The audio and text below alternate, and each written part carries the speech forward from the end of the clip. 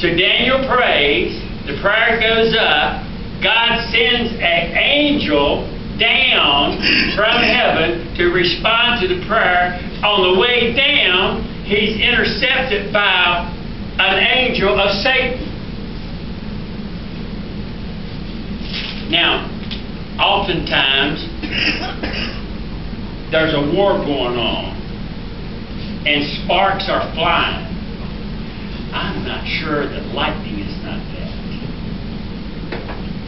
When you see sparks flying in space, it's very possible, John, that Satan, Beelzebub, and Satan and the Archangel Gabriel are fighting a sword fight.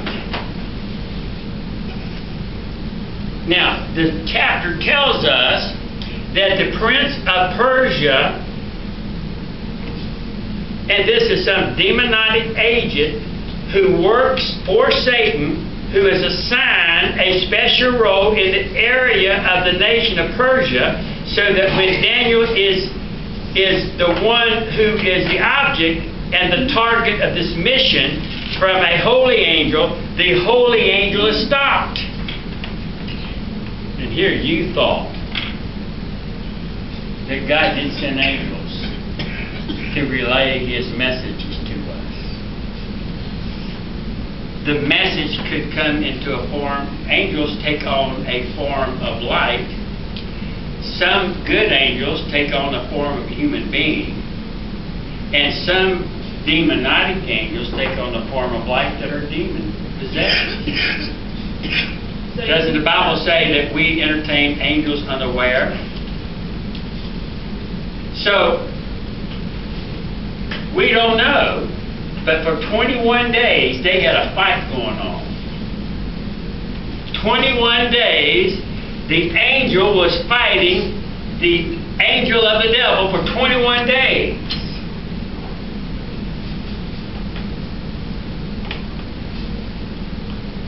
Until Michael, one of the chief princes, came to help me, he said. So Michael, who was always seen as the champion angel or super angel, is sent to speed this angel on his way. That had been held up for 21 days by this particular unholy being. Isn't that amazing?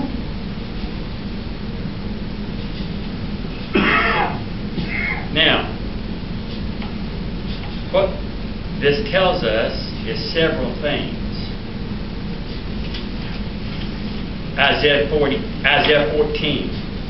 Here's what it tells us several things. Isaiah 14.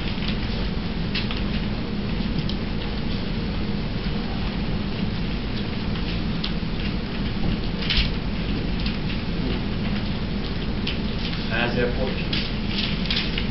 Isn't this cool? If I hadn't said this before, I would be so surprised.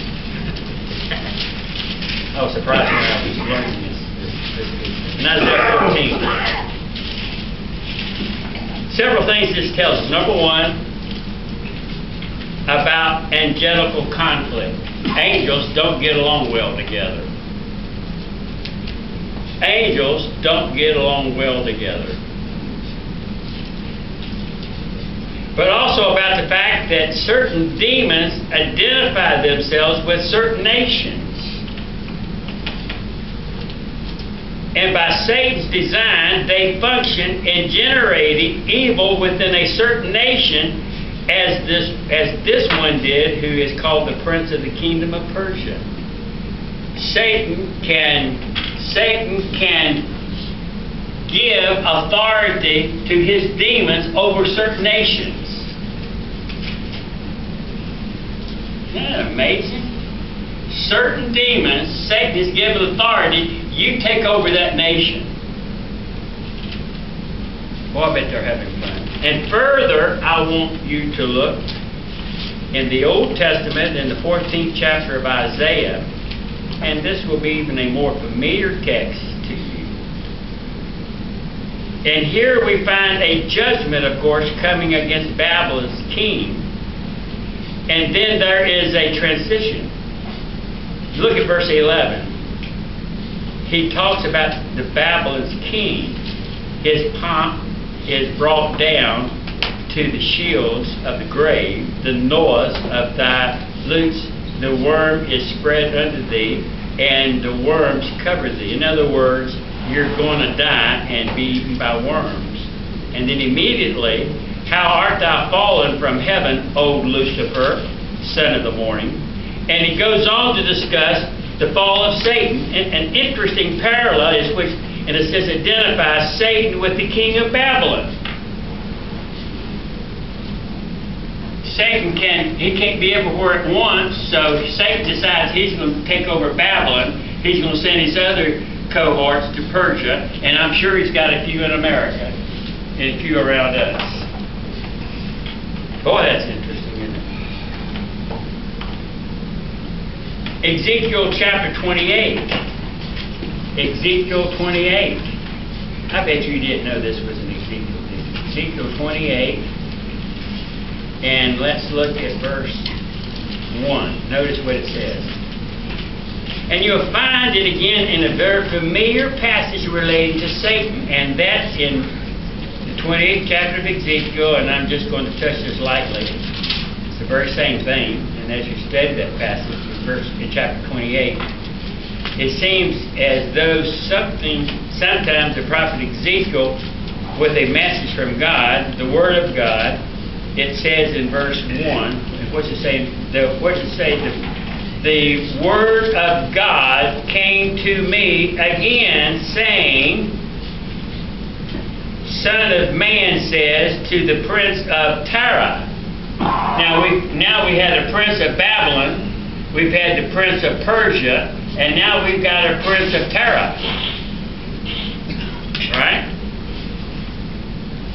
And he says in verse 2 to the prince of Tyre, that is some being that rules in some ways connected to the nation. And it says in verse 2, his heart was lifted up, and he said he was God, and he sat in the seat of God, and so forth and on. And as you begin to read, you realize that it's talking about none other than Satan. And again, Satan is identified with the king of this city, and Lucifer was identified with the king of Babylon, and another prince of Persia is identified the underworld of demon host. Well, all this lets us know that Satan has a pervasive influence on the nations of the world. Just understand that. So when you say to a person, "You just of the devil," I don't say that very often, but that is true. They're under the influence of Satan. Well, they're under influence of drugs. No. They were enticed by Satan. But Satan, go back to Romans chapter 11 again, and you get a further detail on that by listening to my tape's on. Damn it. But Satan is a pervasive world power influencing individuals and systems of men.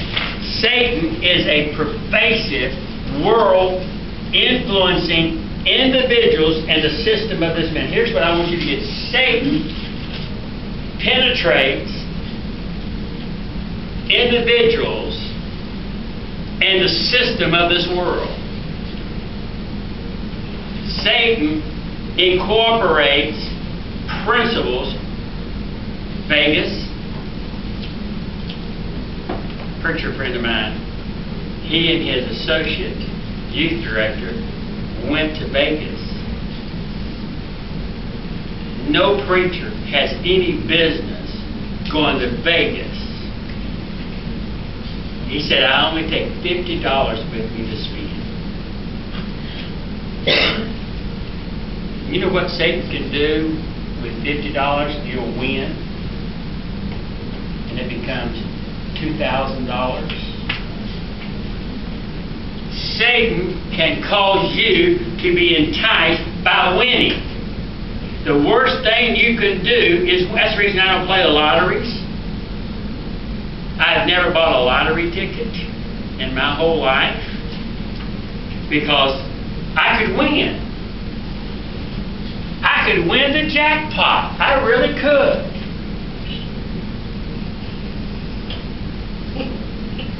But 90% of the people who win the jackpot are broke within a year. They let it go to their head. What? They let it go to their head. They invest it wrong.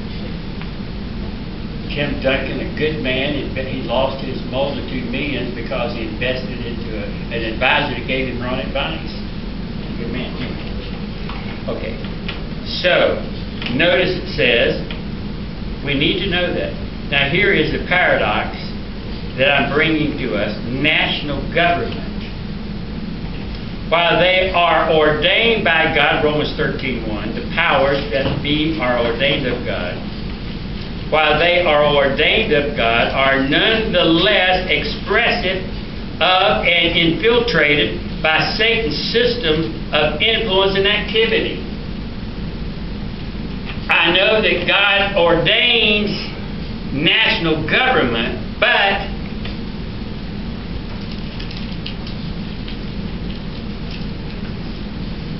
Satan's influence is infiltrated into the system and influence and activities. The schemes that man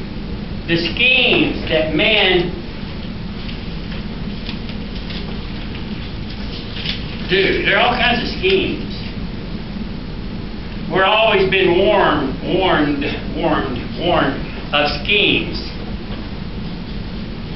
I knock on your door. I've just been in your neighborhood, and I've just been down the street talking to this neighbor down here, and they just want to get their house fixed and their roof fixed. Can you help them? Would you like that to happen? Schemes to cheat you out of money. Where do you think that comes from? Satan has infiltrated the sinful hearts of men, and you say, how can they do such sinful things? It's because Satan, through his power and his demons, influences the mind, and they are convinced what they do is right.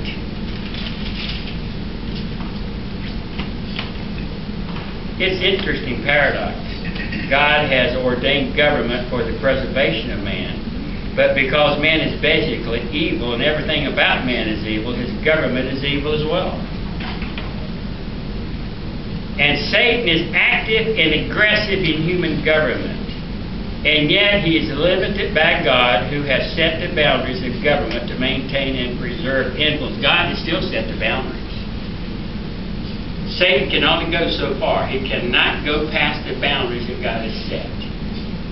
God is still in control. But Satan has been given this area. Satan has been given this. He can do anything in this area, but he can't go outside those boundaries. God is still in control, but he allows Satan on this earth at this time, and God is going to take back. That's what happened in tribulation. God is going to take back this world, and he's going to take it away from Satan, and he's going to set up his kingdom. So the nations of the world, then, while they say they are ordained by God as to government, we are not saying that they are necessarily being run by God or are reflective of God's will, because they're not. And since man has unlimited potential for evil, we've already seen that, right? How can a person go in and shoot 30 innocent kids? How can that guy over there, how did he shoot? How can a man embezzle millions of dollars out of people? How can people kidnap, kill, rape? And since man has unlimited potential for evil, enticed by the world and the flesh, and government is essential restraint. And God has, page 22, ordained it to restrain the inerrant satanic activity that is within the national group of people. He will restrain. And he for instance, I think he's restrained Satan's activity in America, but he's left that restraint in Africa. And, I mean, it seems like all hell is broken out because God has widened his area. I think the reason America has been what it is because he's restrained it. He's put a chain on Satan because of the churches in America, even as bad as it seems to be. When you go back to, so then you say, okay, how's that happen? Can I say a couple more things? Is that okay? Genesis chapter 6. Genesis chapter 6. This is so amazing. God can give Satan power to do whatever he wants. But God is still in control. How well is God in control? Well, let's look at Genesis chapter 6. And you read about the what?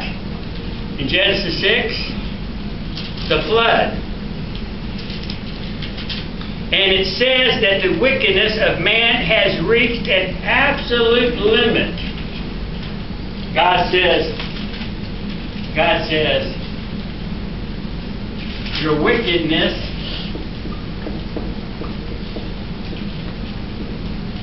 is going to run wild, but here's the absolute end. It cannot go here. This is the end. When it comes to this, I will cut it off. He's in control. But he allowed the wickedness to, I don't know how many years it was between here and here. And when he got to here,